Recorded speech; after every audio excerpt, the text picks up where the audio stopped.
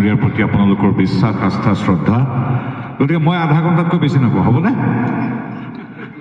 মাত্ৰ 1 মিনিট কম আচলতে মন কী বাতৰ পিছত আমি কথা নকওঁ আপোনালোকক ধন্যবাদ জনাবৰ বাবেহে মাইক্ৰফোনটো লৈছোঁ যে ইমান প্ৰখৰ ৰ'দতো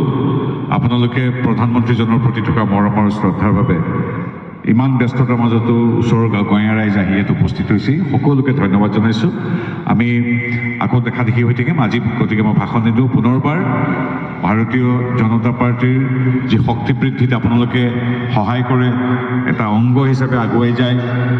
তাৰ বাবে এগৰাকী ভাৰতীয় জনতা পাৰ্টিৰ কাৰ্যকৰ্তা হিচাপে ধন্যবাদ জনাইছোঁ আৰু মই আপোনালোকৰ মুখামুখি হৈছোঁ মণ্ডল সভাপতি বা মহাতীৰ্থসকল গোহাঁইদেউ গগৈদেউ বা ৰাজখোৱানী আমাৰ শৰ্মা ডাঙৰীয়া প্ৰত্যেককে ধন্যবাদ জনাইছোঁ বিশেষকৈ ধন্যবাদ জনাইছোঁ বিনোদ হাজৰিকা আৰু মোৰ ভাতৃ মৃদুল তেওঁলোকৰ সুবাদতে আজি আপোনালোকৰ মুখামুখি হৈছোঁ আকৌ আমি লগ পাম তেতিয়া ৰাজনীতিৰ কথা পাতিম দেশৰ কথা পাতিম আমাৰ চাবুৱা ডিব্ৰুগড় আমি কেনেকৈ আগবাঢ়িছোঁ কি কৰিম কি নকৰিম পাতিম আজিলৈ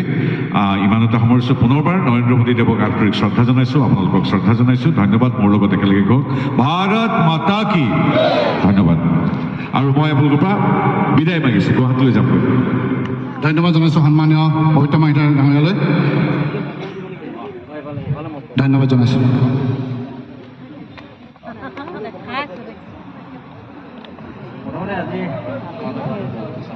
আমাৰ